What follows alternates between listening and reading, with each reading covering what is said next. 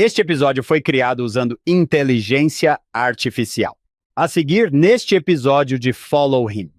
Durante a maior parte de minha vida adulta, lutei contra a depressão e a ansiedade desde os 18 anos de idade. Não é algo que a maioria das pessoas vê quando dá uma olhada nas mídias sociais. E por muitos anos, até mesmo as pessoas do meu círculo mais próximo não sabiam do que eu estava passando. Realmente não sabiam qual era o meu relacionamento com o Salvador e se ele me via, porque eu ainda estava lutando e combatendo meus demônios, tentando implorar por sua luz em minha vida, para que minha aprovação fosse suspensa. E eu ainda me sentia muito sozinha e invisível para ele. Lembro-me de pensar comigo mesmo: nossa, tudo bem, talvez esse evangelho não seja para mim. E ouvi a palavra tão claramente. Olá a todos. Bem-vindos a mais um episódio do Follow Him. Feliz Páscoa. John Bytheway. É Páscoa no Follow Him. Fale comigo. Fale-me sobre a Páscoa na casa dos Bytheway. Tenho uma filha artista muito talentosa. Ashley pegou um pouco de massa de modelar e fez o mais lindo túmulo de Páscoa. Depois, compramos uma daquelas luzinhas que você coloca embaixo dela e ela fica com uma luz fraca por dentro e se torna algo para se olhar durante o mês. Temos presépios há anos. Precisamos de um presépio oriental. É lindo. Temos uma convidada que se tornou amiga minha e dela no último ano. Seu nome é Courtney Rich. Courtney, bem-vinda ao Follow Him. Obrigado por me receberem. É bom estar aqui, pessoal. Estamos muito felizes por tê-la conosco. John, você sabe como eu fico pensando nos convidados, como eu penso em quem é a melhor opção aqui? Isso se encaixou muito bem, se encaixou no lugar.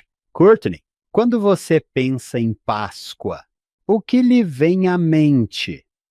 Quero dizer, acho que muitas das minhas lembranças de infância e as coisas que fazíamos como tradição em nossa casa, seja o jantar de Páscoa ou a caça aos ovos, carregam algumas dessas mesmas coisas com meus filhos. Recentemente também adquirimos um presépio de Páscoa, o que significa que preciso de mais disso em minha vida. Quanto mais eu estudo sobre o fim de semana da Páscoa, mais eu realmente quero comemorar, pensar e dedicar tempo a ele, como fazemos na época do Natal. Se pudéssemos mudar nossa mente para esse foco, seria difícil. É contra a tradição quando o mundo acende as luzes de Natal e a música começa a tocar. Parece certo entrar no espírito da festa. Mas na Páscoa, estamos no meio da primavera, muita coisa está acontecendo. As crianças estão na escola e você pode perder isso se não estiver prestando atenção. John, Courtney nunca veio a Follow Him antes, mas ela não é uma desconhecida. Muitas pessoas já conhecem bem a Courtney. Você tem alguma informação sobre ela? É isso mesmo. Courtney Rich é membro do Conselho Consultivo Geral das Moças. Portanto, ela trabalha com a Presidência Geral das Moças. Sua área, como ela vai nos contar, tenho certeza, é muito relacionada à mídia social. Ela é uma especialista, tem formação em jornalismo de radiodifusão pela Universidade de Brigham Young e agora dirige as moças no mundo inteiro. É assim que se chama, não é? Sim, mulheres jovens de todo o mundo.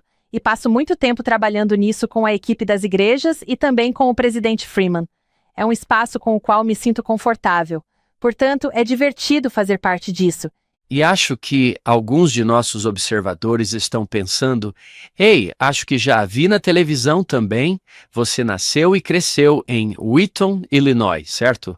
Bem, nasci lá e fui criada em Chicago, Pittsburgh, sul da Califórnia. Passei um tempo em Utah e voltei para o sul da Califórnia. Foi lá que terminei o ensino médio. Portanto, o sul da Califórnia é meu lar. Embora eu sempre diga que Chicago é meu local de nascimento, sou fã do Bulls e cresci amando Michael Jordan. Isso é fantástico. Fui fã de Michael Jordan até aproximadamente 1998. Sim, parece ser isso mesmo.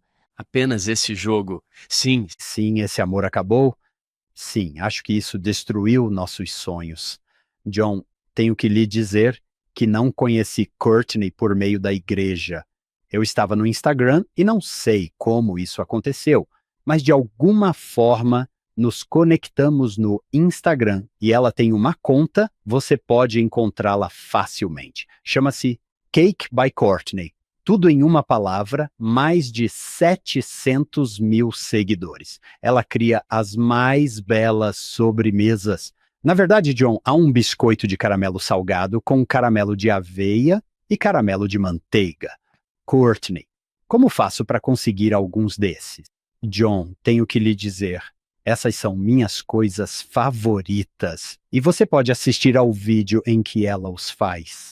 Estou morrendo de vontade agora. Na verdade, tenho que desligar o vídeo porque estou com muita fome. Então, Courtney, quando foi que ela começou a fazer o bolo da Courtney? Comecei a Cake by Courtney há cerca de 10 anos, em agosto deste ano. Mas a confeitaria e o mergulho nisso se tornaram um hobby há cerca de 15 anos. Meu filho acabou de fazer 16 anos em dezembro, e eu fiz meu primeiro bolo do zero quando ele fez 1 ano. Naquela época morávamos em Santa Mônica, então estava surgindo uma espécie de cena gastronômica. Estávamos perto dos meus pais e também dos pais do meu marido. Na verdade, íamos muito lá aos domingos e jantávamos no Riches. Lembro-me de ver meus sogros na cozinha, e minha mãe é uma ótima cozinheira, portanto, não estou falando mal da Diana. Mãe, você cozinha muito bem. Mas eu observava o que Rick e Connie estavam fazendo na cozinha. Parecia ser algo de outro nível.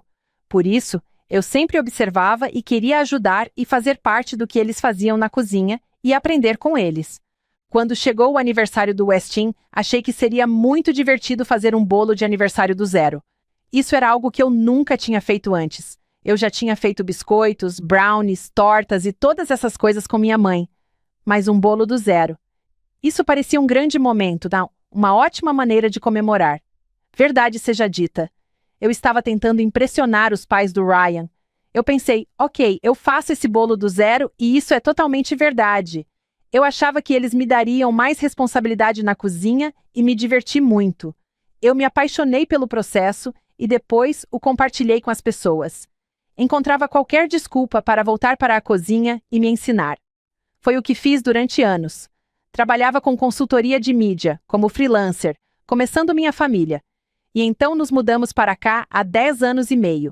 E, 1 ano depois de estar aqui, pensei, tenho algumas receitas, acho que vou compartilhá-las online e ver o que as pessoas acham. E que funcionou. Incrível. 3/4 de 1 milhão de pessoas a seguem. O que eu adoro, Courtney, é que, de vez em quando, você diz às pessoas em que acredita. É muito divertido ver isso, porque o Cake by Courtney está definitivamente ultrapassando as linhas da fé para membros de outras religiões ou de nenhuma fé. Aqui você está dizendo, eu sei que você adora as sobremesas, mas também acho que você vai adorar o que eu acredito. Sim, eu também amo Jesus. Vamos falar sobre ele. Sim, vamos falar sobre ele. Bem, vamos fazer isso hoje. Costumo dizer aos meus alunos, vocês sabem o que aconteceu em 3 de abril de 1836? E eles meio que olham em volta. Deveríamos? Sim, eu digo sim, você gosta de ficar com sua família para sempre? Porque esse precisa ser um feriado de 3 de abril em nossa igreja. Vou ler o manual do Vem e Segue-me. O dia 3 de abril de 1836 foi o domingo de Páscoa, depois de ajudarem a administrar o sacramento aos santos no recém-dedicado templo de Kirtland. Joseph Smith e Oliver Cowdery encontraram um lugar tranquilo atrás de um véu e se curvaram em oração silenciosa. Então, nesse dia sagrado, quando os cristãos de todo o mundo estavam comemorando a ressurreição de Jesus Cristo, o próprio Salvador ressuscitado apareceu em seu templo declarando: eu sou aquele que vive, eu sou aquele que foi morto. O que significa dizer que Jesus Cristo é aquele que vive? Não significa apenas que ele se levantou da tumba e apareceu aos discípulos na Galileia. Isso significa que ele vive hoje. Ele fala por meio de profetas hoje. Ele lidera a sua igreja hoje. Ele cura almas feridas e corações partidos hoje. Portanto, podemos fazer eco às palavras do poderoso testemunho de Joseph Smith, depois dos muitos testemunhos que foram dados sobre ele. Este é o testemunho que damos dele, que ele vive. Podemos ouvir sua voz nessas revelações, testemunhar sua mão em nossa vida e sentir a alegria que essa frase nos proporciona. Eu sei que meu Redentor vive. Oh, isso é maravilhoso. E antes de começarmos, Courtney e John falaram sobre as pessoas que estão ouvindo e que nossa esperança é ajudar a curar almas feridas e corações partidos. Eu adoro isso. Esse será o nosso foco hoje. Courtney, o que você quer fazer? Por onde devemos começar? Que legal! Há tanta coisa sobre a qual estou animada para falar. Sinto que sim, temos essa lição de Páscoa realmente centrada na ideia de que a ressurreição é uma grande vitória para todos. E é mesmo. Mas ao olhar para ela e ao estudá-la nos últimos tempos, percebi e senti o quanto ela é uma experiência pessoal e íntima para cada um de nós. Sinto que, ao me concentrar na linha do tempo e nos eventos de sexta a domingo especificamente, tenho visto cada vez mais quantas oportunidades existem de nos vermos nessas pessoas sobre as quais estamos lendo e em suas experiências. Ao passar algum tempo em João 20 e Lucas 24, lembrei-me de quando você me procurou pela primeira vez. Mandei uma mensagem de volta e imediatamente pensei: ufa, Hank, acho que você pegou a pessoa errada. Aqui é a Courtney, sou eu quem faz os bolos. Você me garantiu que não foi um erro. E depois de dizer sim e conversar sobre isso por um minuto, é claro, tive algumas dúvidas. E pensei comigo mesmo: não sei no que acabei de me meter. Então, naturalmente, mandei uma mensagem para minha mãe e minha irmã e contei o que estava acontecendo, pois ambas conhecem o programa e o ouvem. Minha irmã respondeu imediatamente e disse: isso é incrível, mal posso esperar. Então minha mãe respondeu, e nós meio que rimos. A propósito, ela sabe que estou dizendo isso, então não estou apenas jogando-a para baixo do ônibus. Certo, certo. Mas a mensagem dela foi: oh meu Deus, uau, isso é muita pressão. Quero dizer, a lista de convidados deles geralmente é composta por especialistas incríveis dos manuscritos do Mar Morto e dos documentos e escrituras de Joseph Smith. Ela meio que continua e diz: você será ótimo. Você vai se sair bem. Mas isso é muita pressão. Eu respondi a mensagem e disse: obrigada, mãe. Sim, não, eu sei. Eu sabia dessa parte. Eu estava pedindo que você me fortalecesse um pouco, e ela o fez. Ela me fortaleceu bastante. Eu ainda estava pensando nisso mais tarde naquele dia, e estava andando pela minha casa e indo para o meu quarto. Comecei a ter uma conversa comigo mesmo sobre, não na verdade, para que acabei de me inscrever? Não sou qualificado. Já ouvi esse podcast. Conheço o tipo de pessoas, os especialistas que estão lá, e disse a mim mesmo: o que eu sei? E bem no momento em que essas palavras estavam aqui, o Espírito sussurrou claramente para mim: você me conhece. E eu parei e disse em voz alta: sim, eu conheço, e senti uma onda de conforto e segurança. Não estou aqui para lhe dar a linha do tempo perfeita dos eventos históricos. Não posso citar uma escritura sem consultá-la, anotá-la e lembrá-la. Mas conheço meu Salvador, Jesus Cristo, e tive algumas experiências pessoais com ele que me ajudaram a entender como é realmente esse relacionamento. E isso é algo que posso testificar e compartilhar. Isso me levou a questionar o que significa conhecer nosso Salvador e como isso acontece. Como isso nos transforma. Em última análise, como isso nos torna ou nos ajuda a nos tornarmos uma testemunha dele. Quando comecei a examinar a lição de Páscoa, estava olhando para a Doutrina e Convênios 110, mas também para os relatos do Novo Testamento. Realmente senti que esses eventos que ocorreram e as experiências que Maria e os discípulos tiveram nos dão muitas respostas e insights para as perguntas sobre as quais eu estava pensando. Sinto-me muito ligado a Maria Madalena de várias maneiras. Vou começar com a história dela, mas estava pensando em nos dar um roteiro do que vamos fazer na próxima parte, dividindo em 4 experiências registradas, em Lucas 24, João 20 e, na verdade, um pouco em João 21, se tivermos tempo. Então começaremos com Maria, que me parece nos ensinar muito especificamente sobre ter experiências pessoais com Cristo. O que significa buscá-lo, testemunhá-lo, conhecê-lo, conhecer sua voz e, por fim, como aprendemos que ele conhece cada um de nós pelo nome.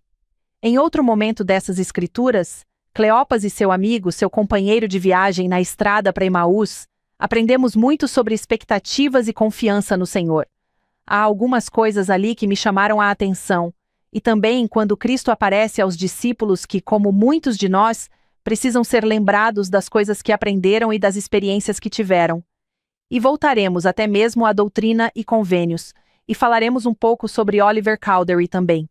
Se tivermos um tempinho, eu também adoraria ir até João 21, onde Cristo aparece a Simão e aos discípulos novamente após os eventos da ressurreição, e aprendemos o que realmente significa assumir seu nome, ser discípulos e ser testemunhas dele. Estamos nos sentindo bem em relação a isso? Isso é fantástico. Você acabou de chegar a algumas histórias em que eu pensei. Oh, isso é ótimo. Também adorei essa. Estou pensando no fato de que não é maravilhoso que todos os anos o currículo do Vem e Segue-me se concentre ou gire em torno de um determinado livro das Escrituras. No entanto, todo ano temos um episódio de Páscoa porque nada disso acontece sem a Páscoa. Hoje, podemos ser muito amplos e analisar o Novo Testamento. Podemos examinar doutrina e convênios também ao falarmos sobre a Páscoa. Isso é fantástico. John, como o conheço há bastante tempo, e você me conhece há bastante tempo, nós dois já passamos por alguns funerais de pessoas queridas. Nós dois enterramos nossos pais. Esses são momentos em que o tempo parece parar por apenas um minuto e você faz uma busca profunda em sua alma. Não me lembro quem foi que disse que a morte nos torna crianças novamente, onde a experiência não significa nada. É você e seu luto que também pode ser saciado, na minha opinião, por apenas uma coisa, e isso é a Páscoa, não é mesmo? E o que celebramos lá. Muito bem colocado. Como disse o Elder Maxwell, eventualmente você se depara com a parede da fé e se pergunta: será que eu acredito nisso?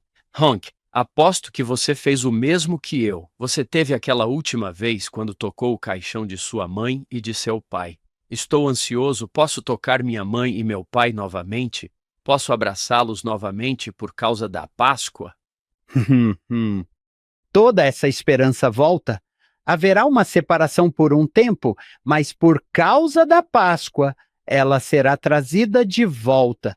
Sim, é uma expectativa, certo, John? Sim. Como se fosse, não é bem, espero que sim, é uma expectativa total. Eu adoro isso. Sim. Vamos nos aprofundar. Adoro Maria por tantos motivos e sinto que me identifico com suas histórias. Falaremos sobre sua experiência no sepulcro em 2 momentos muito magníficos que ela teve. Voltaremos a eles daqui a pouco, mas acho que é importante falar sobre Maria e lembrar-se dela antes da ressurreição de Cristo, e lembrar qual é a história dela e de onde ela veio. Sabemos que Maria teve uma vida muito difícil antes de conhecer Jesus e antes de ser curada. Não conhecemos todos os detalhes. Sabemos que as Escrituras falam sobre espíritos malignos, que Cristo curou do tormento. Ela lutava, sofria dores e, imagino, sentia-se muito sozinha, provavelmente esquecida. Coisas que você e eu provavelmente já sentimos e com as quais podemos nos identificar. Refiro-me às provações da mortalidade.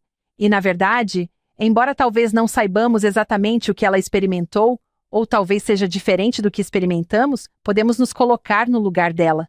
Podemos nos considerar como ela. Ela nos representa de muitas maneiras por causa do que estava passando e vivendo nas provações da mortalidade. E quando ela encontra Jesus, ele a cura. Ele mudou sua vida. Ela tem essa experiência profundamente pessoal com ele. Uma experiência que a uniu a ele depois de anos e anos de dor. Ela se livrou desse fardo impensável. E ele foi substituído por um testemunho profundamente pessoal e inesquecível do Salvador e de seu poder. misericórdia e bondade divinos. E fico pensando nessa experiência pessoal que ela teve com Jesus Cristo, porque foi então que ela o seguiu e o acompanhou durante todo o seu ministério, servindo-o e testificando dele. E lá estava ela na cruz e levantada antes do amanhecer de domingo de manhã. Penso nisso. Ela está com ele há quantos anos? Todo esse tempo, todos os dias. E de repente ele se foi. Lemos em João 20 que ela corre. Depois de ver que a pedra foi movida, ela entra, não vê o corpo dele e corre para Simão. E o outro discípulo, que sabemos ser João, e os dois correm. Você sabe como há certas palavras ou coisas que se destacam quando lemos as Escrituras, mas a palavra correr ou correu é geralmente uma das que eu circundo. Adoro correr, na verdade sou um corredor, mas também adoro o fato de que quando se menciona isso nas Escrituras, há um compromisso. Correr para algum lugar é um compromisso. Correr significa que há um propósito. Você pode estar animado, pode ser por medo, pode ser uma corrida, um exercício, mas você nunca corre por acaso. Isso nunca é uma coisa acidental. Uma corrida acidental. Quantas vezes as Escrituras falam de homens e mulheres correndo para o Senhor ou a serviço dele? Fico entusiasmada com essas histórias. Pense na urgência que Maria e os discípulos provavelmente sentiram durante todo esse processo. Eles correm de volta. Sabe? É interessante porque Simão e João estavam lá. Eles viram que o corpo havia desaparecido. Não sei o que eles esperavam. Quero dizer, nada como isso jamais aconteceu. Não sei realmente o que eles esperavam. Por que não se lembraram das coisas que lhes haviam sido ensinadas, mas foram embora? Voltaremos a falar sobre a lembrança e as expectativas deles daqui a pouco, mas agora vamos nos concentrar em Mary. Maria ficou. Ela se levantou e ficou. E há muito nesse momento. E justamente nessa frase, li uma citação de Gay Strathern em um artigo chamado Mulheres no Túmulo, Lições das Discípulas de Cristo, quando o céu parece estar fechado. Maria não estava no jardim por acaso. Ela estava lá porque desde que o Salvador ministrou a ela dedicou seu tempo e seus meios para ministrar a ele. Não acredito que ela estava no sepulcro apenas por responsabilidade de preparar o corpo para o sepultamento, mas que ela foi porque amava o Senhor, sabia de sua missão divina e ansiava por estar com ele, pois embora tenha encontrado um sepulcro vazio, ela ficou depois que os outros saíram. Por ter ficado, ela teve essas duas experiências magníficas, muito pessoais e íntimas. Li isso nos últimos 2 meses, pois estava pensando sobre o assunto, como se não tivesse sido por acaso. O compromisso dela com o Senhor era tão profundo, tão forte, tão significativo que mesmo depois que ele se foi, com o coração apertado, sem saber exatamente o que aconteceria em seguida, ela foi até ele ou onde achava que ele estava, buscando-o. Isso me fez pensar e refletir sobre o último momento. Onde devo ficar? Onde fico quando o busco? E como isso se parece em nossa própria vida? Estamos dedicando tempo para ficar, para encontrá-lo, para procurar? Eu realmente gosto do que você apontou aqui, que ela fica. Como você, não sei o que eles esperavam. Acho que não é isso. Acho que John nos diz que não era isso que pensávamos que aconteceria. Todos nós passamos por momentos como esse em que, não, isso não fazia parte do plano. Isso não deveria ter acontecido. Na verdade, era exatamente o contrário que deveria acontecer, que ficássemos, que permanecêssemos. Não é como aqueles discípulos sobre os quais falaremos aqui em Lucas 24. Vocês não sabiam que ele morreu. Acabou. Isso não deveria ter acontecido. Obviamente não foi o que eu pensei que fosse. Adoro o relacionamento dela e o quanto ela ama o Senhor. E imagino que essa conexão, essa experiência pessoal, esse vínculo, e isso a uniu a ele. Mesmo que não fosse o que ela esperava e ele tivesse partido, e ela provavelmente pensasse que teria mais tempo com ele do que eles tiveram. Essa conexão era tão forte. Seu testemunho sobre ele era tão forte que ela ficou, mesmo quando havia o desconhecido, por causa dessa experiência pessoal. Imagino que ao pensar em minhas próprias experiências com o Senhor, penso, isso é algo que muda você. Estou olhando para João 20, onde você nos levou, Isso sempre foi incrível para mim. E tenho que me lembrar que esses evangelhos foram escritos mais tarde. Você lê João 29. Eles ainda não conheciam a escritura de que era necessário que ele ressuscitasse dentre os mortos. E você pensa, onde vocês estavam? Não estavam ouvindo? Eles tinham isso? Ah, sim, ele disse isso, não disse? Quando os evangelhos foram realmente escritos, como você disse, quero ler o versículo 10. Então os discípulos foram embora. Primeiro eles correram para lá e depois foram para suas próprias casas. Versículo 11. Maria, porém, ficou do lado de fora, junto ao sepulcro, chorando. Ela ficou, como você disse, vou marcar isso agora porque gosto muito dessa ideia, como eles, hein? E então eles foram embora, mas Maria ficou. Também temos momentos, e falaremos mais sobre os discípulos, o esquecimento que às vezes temos e que é tão comum. Por exemplo, quantas vezes precisamos ouvir certas coisas? Essas são as duas palavras que sublinhei no versículo 11. Maria ficou de pé, ela permaneceu. E o que isso significa? Penso nela e penso em sua experiência pessoal, que eu mesma tive e que realmente mudou minha vida. Durante a maior parte de minha vida adulta, na verdade, lutei contra a depressão e a ansiedade desde os 18 anos de idade. Acho que isso não é algo que a maioria das pessoas vê quando dá uma olhada nas mídias sociais. E por muitos anos, até mesmo as pessoas do meu círculo mais próximo não sabiam do que eu estava passando. Definitivamente, era algo sobre o qual não se falava muito quando eu estava passando por isso. Você está tentando encontrar paz e soluções para o que eu estava sentindo. E a minha, na maioria das vezes, parecia emaranhada e confusa. Sentir-se feliz era impossível às vezes. E eu me perguntava o que havia de errado comigo. Mas nos momentos mais sombrios eu clamava ao meu Pai Celestial pedindo para senti-lo. Na maioria das vezes, honestamente, não conseguia. Na maioria das vezes, honestamente, eu não conseguia. E para ser franco, isso era decepcionante. Eu estava decepcionado com ele. Fiquei decepcionado comigo mesmo. Por muitos anos pensei, acho que estou fazendo tudo certo, estou me esforçando tanto. O que há de errado comigo que não consigo senti-lo e vê-lo como os outros o viam? Durante esse tempo, eu me formei na faculdade, casei-me, estava trabalhando em consultoria de mídia. Comecei uma família. Minhas provações não desapareceram, porque eu estava orando e esperando que elas melhorassem. E comecei a jornada do bolo durante todo esse processo.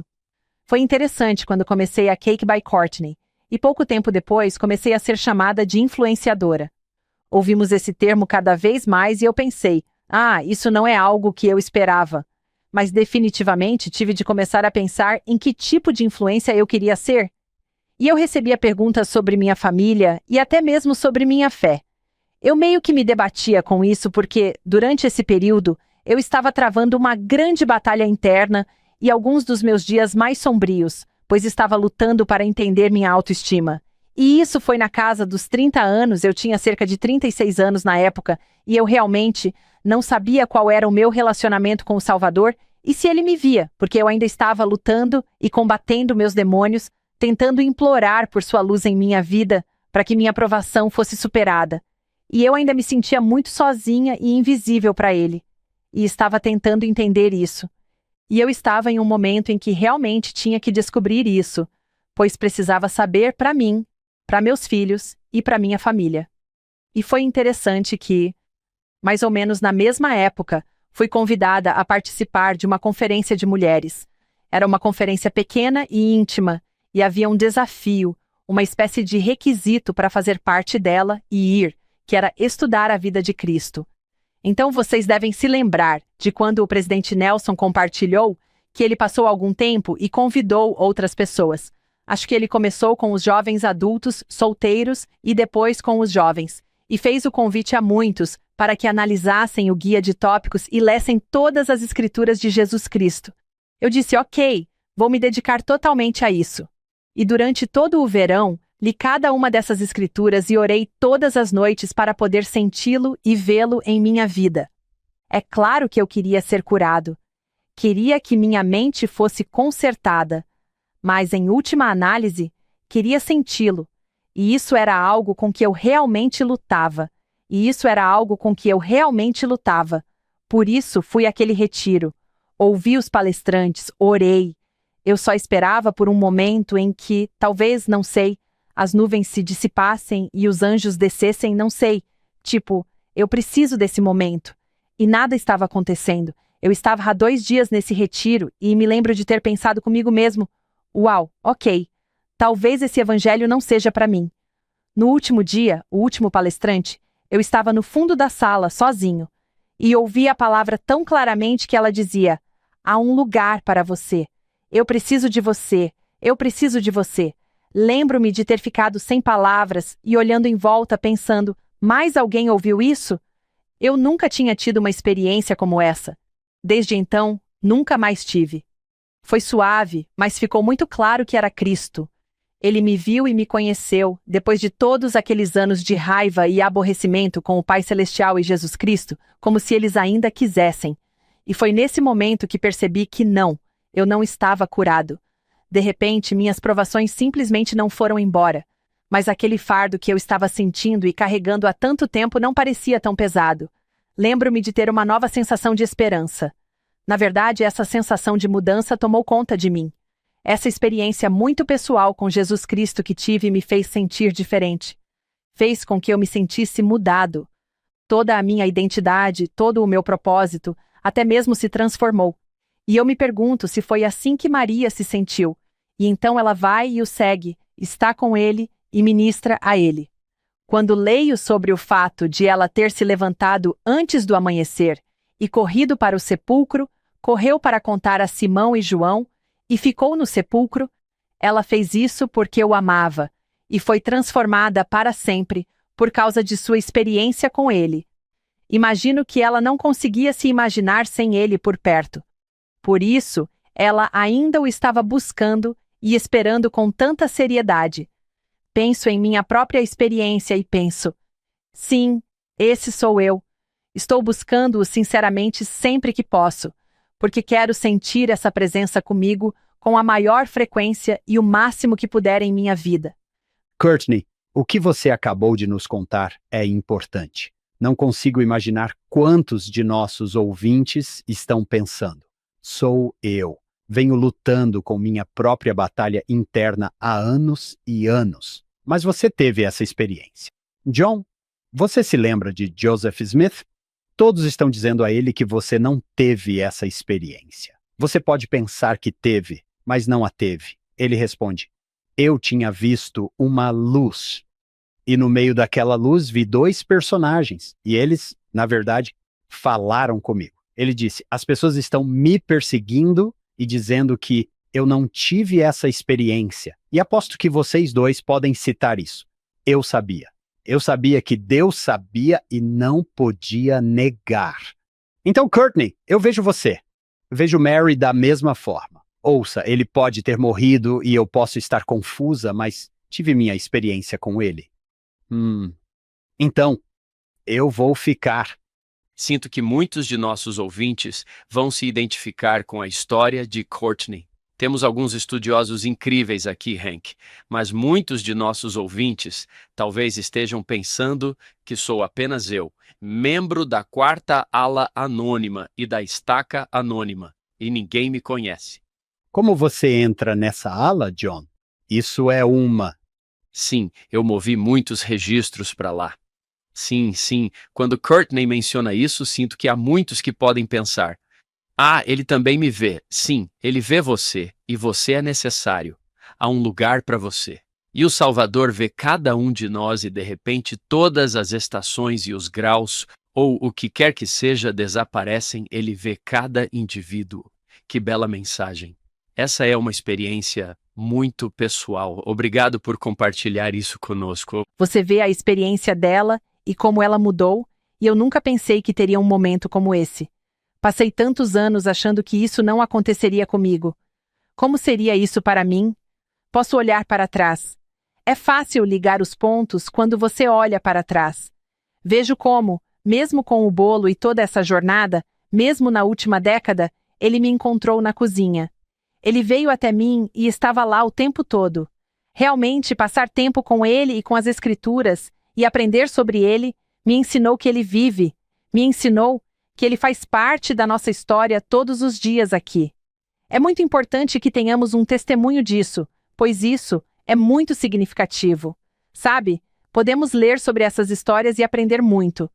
Mas há uma parte em que ele está ouvindo nossas histórias, e como é impactante vê-lo conosco bem aqui em nosso meio. Mas sei que pode ser difícil, e por muito tempo, tive muita dificuldade em enxergar isso. Meu coração está com todos que estão se sentindo assim neste momento.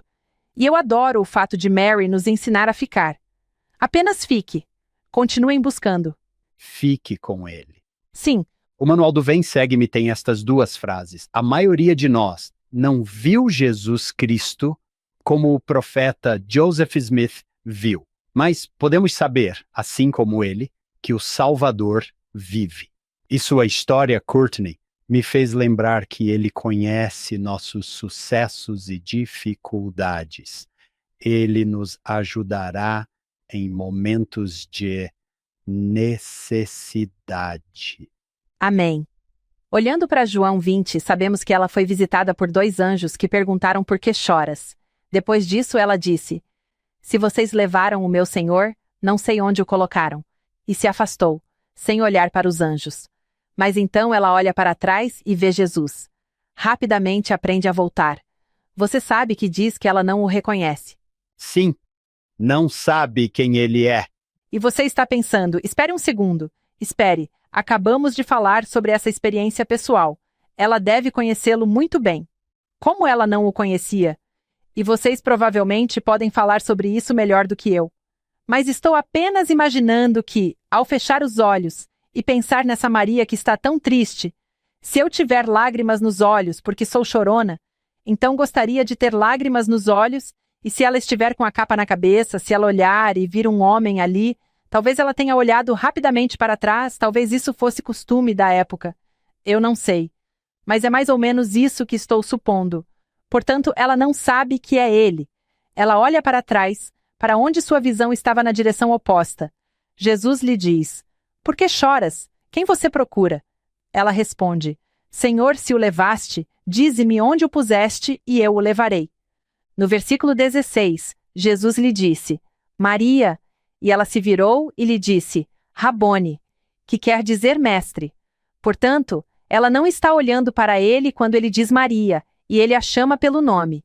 E é aí que ela sabe que conhece a voz dele. Ela sabe que ele também a conhece. Eu adoro esse relacionamento. Ela não apenas ouve seu nome, conhece aquela voz, mas também o conhece tão bem que sabe que ele a conhece pelo nome. Adoro esse momento entre eles. Quando comecei a buscá-lo com sinceridade e a passar tempo nas Escrituras aprendendo sobre sua vida, tentando ouvir suas palavras e segui-lo, foi então que realmente conheci sua voz, em minha própria vida, e pude reconhecê-lo.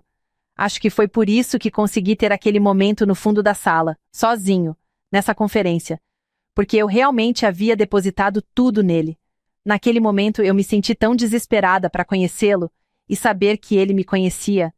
Imagino que tenha sido a experiência pessoal de Mary com ele, aquele tempo em que o serviu e ministrou a ele, aprendendo com ele, dele e testemunhando dele, que fez com que ela se voltasse para instantaneamente quando ele disse seu nome, Mary.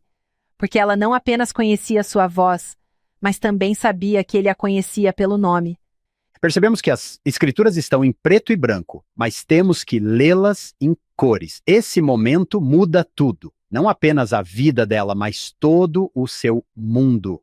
Todo o nosso mundo aqui. A primeira conversa com o Senhor ressuscitado, como você disse, ela meio que representa todos nós, triste e decepcionada, confusa. Onde está o corpo dele? Alguém levou seu corpo. E o fato de ele não dizer quem é logo de cara me diz um pouco sobre ele.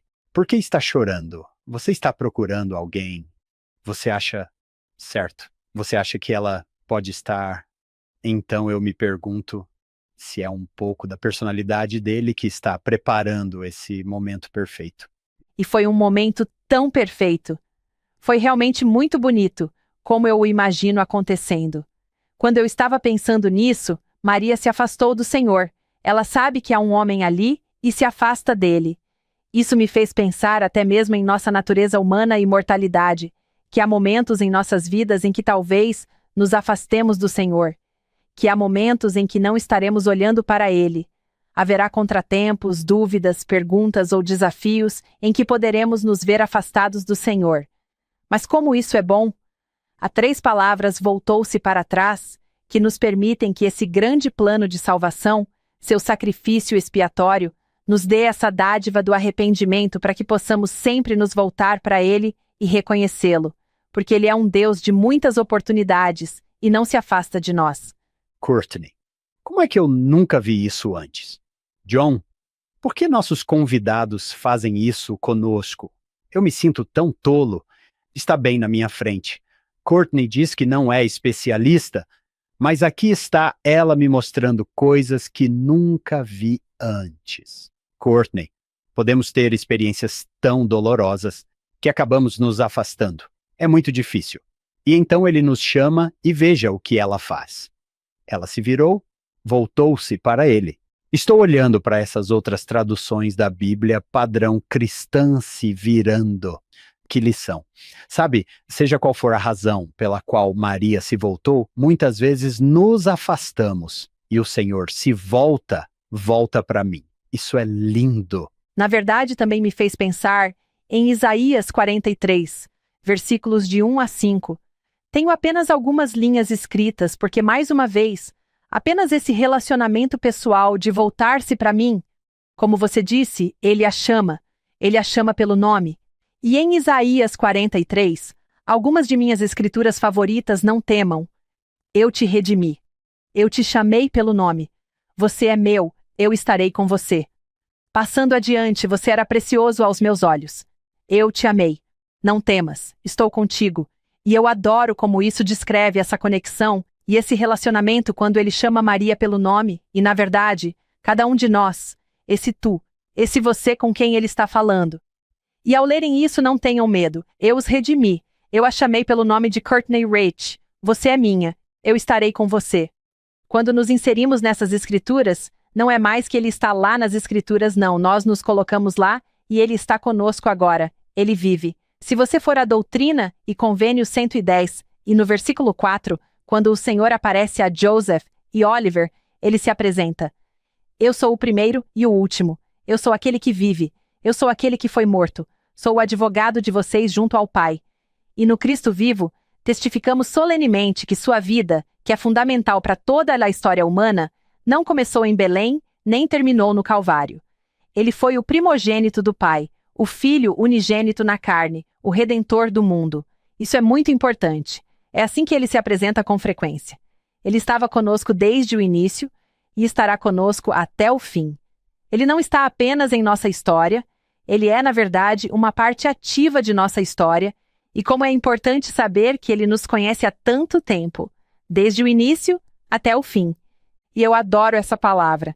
Na verdade, durante o Natal, temos um centro de mesa redondo de madeira que tem pequenas aberturas para colocar velas. São 25 círculos e cada um deles tem um dos nomes de Cristo.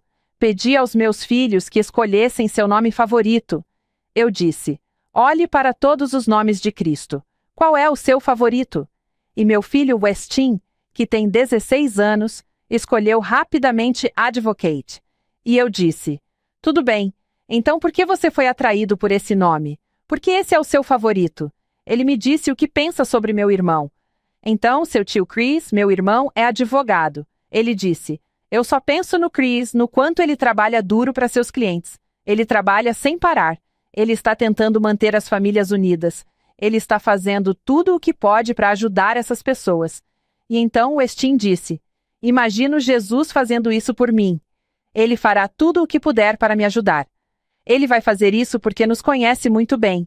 E à medida que o conhecemos, acho que entendemos isso ainda mais. Ele nos conhece desde o início. Ele sabe que a mortalidade é difícil, mas prometeu que sempre estará presente. Se esperarmos nele e o buscarmos, nós o encontraremos e veremos como ele está presente para cada um de nós.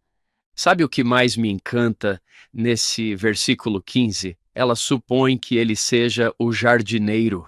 E eu pensei, Quantas vezes pensamos, por que o Salvador não está aqui? Por que ele não está me ajudando? Na verdade, ele estava bem ali.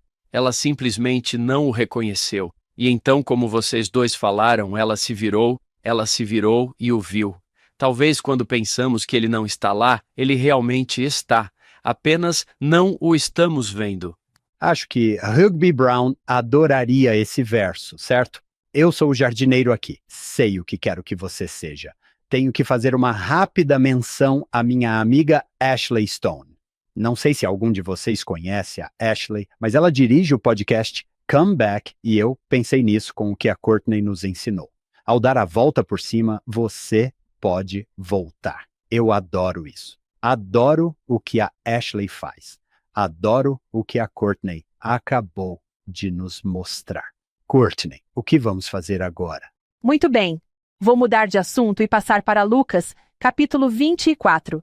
Porque temos a história de Cleofas e um amigo ou outro viajante, eles não mencionam o nome, mas estão caminhando na estrada para Emaús e, enquanto caminham, falam sobre os eventos que acabaram de acontecer, a crucificação, a ressurreição, e Jesus aparece. Então talvez ele tenha se aproximado logo atrás deles e se juntado a eles, mas novamente eles não sabem quem é ele.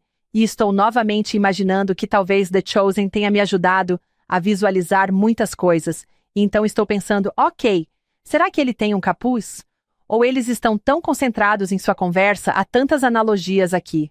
A maneira como também podemos aplicar isso em nossas vidas, as coisas nas quais eles estão concentrados e pensando, e o que eles estão procurando versus o que deveriam estar procurando. Mas de qualquer forma, eles não sabem que é ele. Elas começam a lhe contar o que está acontecendo. Eles ficam pensando, você mora embaixo de uma pedra? Sim, sim. Ele disse, o que está acontecendo? Onde você esteve? Então eles começaram a compartilhar isso, e esse versículo se destacou para mim, é uma palavra especificamente, é Lucas 24, versículo 21. Mas nós confiamos que era ele quem deveria redimir Israel. E além de tudo isso, hoje é o terceiro dia desde que essas coisas foram feitas, eu fiquei preso nessa palavra, confiamos no passado. Confiamos. Fiquei parado por um minuto, por um tempo, até mesmo nas semanas em que estive estudando e pensando sobre essa confiança. Será que eles pararam de confiar quando as coisas não saíram como eles esperavam? Para onde estavam indo suas mentes? Quão frustrados eles estavam? O que eles estavam esperando que acontecesse? Entendo que nada disso já havia acontecido antes, então eles provavelmente nem sabiam. Mas como isso se aplica a nós, e com que rapidez às vezes, como mencionamos anteriormente, quero dizer que todos nós provavelmente temos toda a nossa vida planejada. Temos expectativas, sabemos o que queremos que aconteça. Mesmo quando estamos orando para que algo aconteça, provavelmente estamos pensando, ou talvez seja apenas eu, mas penso, Pai Celestial, eu realmente gostaria que essa situação se desenrolasse assim. Tenho um ótimo plano para que ela se desenvolva da maneira que eu preciso que se desenvolva. Portanto, se o Senhor pudesse fazer isso acontecer, seria ótimo. E então não acontece dessa forma e às vezes ficamos meio perdidos. Havia algo em meu coração sobre o qual eu vinha conversando com o Senhor há alguns anos. Na verdade, há alguns anos. Finalmente obtive uma resposta, e isso era algo que impactaria nossa família de uma forma muito grande, uma decisão muito grande que precisávamos tomar. E era uma decisão com uma ação que não sabíamos muito bem o que aconteceria depois disso. O quadro completo não estava lá, mas era. Você precisa fazer isso. Então você fica tipo, tudo bem, espero que mais respostas venham. Mas ainda estamos meio que esperando do outro lado quais deveriam ser essas respostas. Mas recebi a confirmação de várias maneiras de que deveríamos tomar essa grande decisão e mudar nossas vidas de uma maneira muito importante. Estamos neste período de espera há mais de um ano para obter o outro lado das respostas. Sabe, sinto que estou nesse espaço em que estou tentando segurar tudo. O peso sobre meus ombros está parecendo mais pesado do que nunca. Recentemente, estava conversando com minha mãe. Eu disse a ela, não sei mais o que posso fazer. Sinto que estou fazendo todas as coisas que devo fazer. Talvez eu não esteja orando pela coisa certa ou pedindo a coisa certa, por isso estou mudando minha oração para o Pai Celestial. O que eu deveria estar pedindo? O que não estou vendo? O que estou fazendo de errado? Estou passando por todas essas coisas e minha mãe fez uma pausa por 1 minuto depois que eu estava falando e disse: Mas você já pediu a ele para tirar isso de você? Todo esse peso? Você já pediu para ele tirar isso de você? Não, não, eu não pedi. Esse pensamento nem sequer passou pela minha cabeça, e isso trouxe a ideia de confiança. O nível de confiança que tenho em meu Salvador, a um nível totalmente novo para mim. Porque sim, eu confio e confiei nele, o suficiente para tomar a decisão, e de certa forma guiar minha família nessa decisão, nas confirmações que tivemos. Continuo confiando que as coisas vão dar certo, mas à medida que sinto os fardos mais pesados sobre meus ombros, será que realmente confiei que poderia entregá-los a ele e entregá-los a ele? Penso nos discípulos no barco a remo. Quantas horas foram? 9? E chego a um ponto em que sinto que não consigo mais remar. Na verdade, sinto que não consigo fazer isso. Preciso que ele tire isso de mim. Isso tem sido algo que está me incomodando. Essa ideia de, ok, como é realmente a confiança? Não no tempo passado, mas nos momentos de espera e de remada. Confiando não apenas que as coisas darão certo, mas que ele pode realmente assumir e carregar esse fardo comigo e torná-lo mais leve para mim. Uau! Eu adoro Lucas 24. É isso, eu tenho uma expectativa muito insatisfeita. Jesus vai entrar em Jerusalém, vai expulsar os romanos, vai redimir Israel e nós vamos voltar ao nosso próprio governo. E ele não apenas não faz isso, mas faz exatamente o oposto disso e morre. Tão desapontados que estão voltando. Sabe, achávamos que era ele. Eu realmente pensei que ele fosse o cara. Obviamente, ele não é. Ele está morto e Jesus está apenas caminhando com ele. É um momento muito bonito. Ele diz: seus tolos, eles devem estar pensando. Ei, pensei que você não soubesse nada sobre isso. Sim, Hank, já ouvi você falar muito bem dessa história. Sei que você adora essa história por causa da expectativa não atendida, que é do tipo: bem-vindo à vida! A vida é como se eu esperasse isso. E por que estou recebendo isso com tanta frequência? E para mim, um dos meus versículos favoritos é o versículo 32. Há um motivo engraçado, mas há outro motivo mais profundo. Um motivo engraçado é que eles disseram: Ei, espere 1 minuto, nosso coração não ardeu dentro de nós enquanto ele falava conosco? E eu gosto do fato de que a propósito está ali. Esse é o motivo engraçado. O outro motivo é que sinto que na maior parte de minha vida não sabia que o Senhor estava presente naquele momento, mas olhei para trás e pensei: Ei, espere 1 minuto, acho que o Senhor estava me ajudando e eu nem sabia disso na época. É isso que eles estão dizendo. Espere 1 minuto. Será que nosso coração não ardeu dentro de nós enquanto ele falava conosco? Isso já tinha acontecido e eles dizem: Ei, ele estava bem ali conosco. Eu não percebi. E essa é a história da minha vida. Quase todos os livros que já escrevi se chamam O que eu gostaria de ter conhecido, porque sou muito lento. E Courtney, isso se encaixa no que você acabou de dizer. Eu tenho expectativas. John frequentemente me lembra que é a fé no Senhor Jesus Cristo. Não é fé nos resultados, não é fé em, ei, eu tenho meu plano aqui, você vai fazer isso do jeito que eu acho que vai. É nisso que tenho fé. É a fé no Senhor Jesus Cristo. E às vezes acabamos caindo no não, não, não, na fé nos resultados. Sim, mesmo que em alguns momentos eu confie que isso vai funcionar, mas mesmo que não funcione, ainda estou aqui. Não vou abandoná-lo. Ainda terei fé e ainda confiarei. Esses momentos são difíceis. Esses são os que, na verdade, acho que nos refinam e nos impulsionam. Porque seria fácil simplesmente dizer: não, isso não foi justo. Não era isso que eu esperava. Não tenho mais nada a dizer. E ele nos pressiona e é difícil.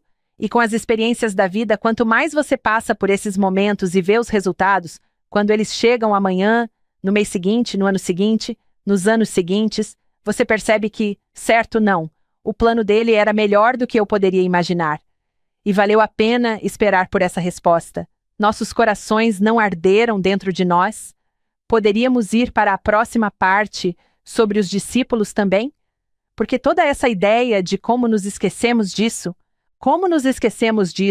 quantas vezes o Senhor precisa nos lembrar, às vezes sutilmente, às vezes não tão sutilmente, até mesmo em Doutrina e Convênios 6, quando ele está falando com Oliver Cowdery, e Oliver já havia recebido uma manifestação divina pessoal da veracidade do testemunho do profeta a respeito das placas, mas ele está novamente questionando seu papel na obra. E na seção 6, versículo 23, não lhe falei de paz à mente a respeito do assunto? Que maior testemunho você pode ter do que o de Deus? Na verdade, isso me faz sentir um pouco melhor. Não sou o único que precisa ser lembrado a esses grandes discípulos. Oliver, sabe de uma coisa? Cada um de nós pode desviar nosso caminho. Talvez não todo o nosso caminho para longe do Senhor, mas às vezes até mesmo nossa mente e nosso foco se desviam. Esses lembretes são do tipo: espere, deixe-me levá-lo de volta para a direção certa. Deixe-me ajudá-lo a lembrar que você teve essas experiências e que eu estive aqui o tempo todo. Courtney, fico feliz por você ter trazido essa história à tona. John tem uma ótima ideia sobre isso, John. Sabe o que vou dizer? Sim, e, na verdade, Joseph Fielding McConkie nos ensinou que Oliver recebeu uma revelação para lhe dizer que ele já havia recebido uma revelação. É engraçado, Courtney, que tenhamos que pedir revelação para nos lembrar. Já falamos sobre isso. Sim, Sim, também é reconfortante saber que, sim, vamos ter esses momentos, mas o Senhor está aqui para nos lembrar. É fácil esquecer ou até mesmo duvidar dos estímulos. Acho que isso é algo que tenho visto cada vez mais em minha vida. Eu terei um estímulo, mas mais tarde você duvidará desses estímulos ou dos sussurros que recebemos do Espírito. Na verdade, quando fomos chamadas para o Conselho Consultivo das Moças, a presidente Freeman deu a cada uma de nós um pequeno caderno, nada de especial quanto à aparência, e o chamou de Livro de Evidências. Ela disse: nos próximos 5 anos, durante esse chamado, espero que vocês escrevam onde veem evidências do Senhor em sua vida. Tenho escrito neste livro nos últimos 2 anos. É incrível como nos esquecemos das coisas e como pode ser tranquilo e reconfortante reler esses relatos. Mas tive uma quando falei sobre essa grande decisão e essas coisas que estão acontecendo agora em nossa vida e em nossa família, e estamos esperando por esse outro lado da resposta.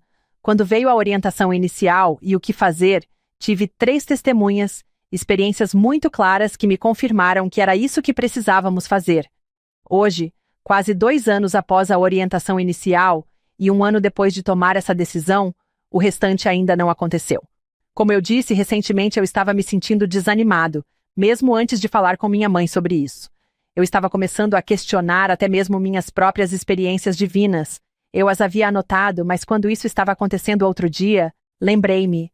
O sussurro disse: escreva o que você sabe. Abri meu livro de evidências e, em uma nova página, fiz uma lista de coisas que sei. Sei que Deus vive. Eu sei que Jesus Cristo vive. Sei que eles me amam. Sei que eles me veem. E escrevi novamente as experiências que tive e que me levaram a tomar a decisão que precisávamos fazer com minha família. E o interessante é que, 1 semana depois, estamos entrando em Doutrina e Convênios 20 e no versículo 17, diz que as coisas que sabemos são verdadeiras. Eles estão falando sobre as coisas que aconteceram e que vão acontecer. E como essas coisas aconteceram, sabemos que são verdadeiras. Essa paz e esse conforto voltaram para mim. Sei que essas coisas são verdadeiras. Tenho minhas evidências. Tenho meu livro de evidências. E por saber que essas coisas são verdadeiras, sei que tive essa experiência. Sei que Deus vive. Sei que meu Salvador me ama. Sei que as coisas vão se resolver e não sei como isso será, mas me apego firmemente às coisas que sei agora. Essas verdades me dão força e esperança e me lembram de que não estou sozinho. Acredito que o presidente Nelson, em várias ocasiões, nos incentivou a escrever nossas experiências espirituais para que, quando sentirmos o coração arder dentro de nós, não digamos a nós mesmos: ah, sim, nosso coração não ardeu dentro de nós. Podemos realmente voltar a elas e nos lembrar delas e ter essas evidências em nossa vida, às quais estamos tentando prestar mais atenção. E eles são bem típicos, não são? Eu sabia disso o tempo todo. Nunca duvidei nem por um segundo, só para lhe dar um segundo testemunho do que você nos ensinou antes, né? Eles, meio que, como Maria, voltam para Jerusalém.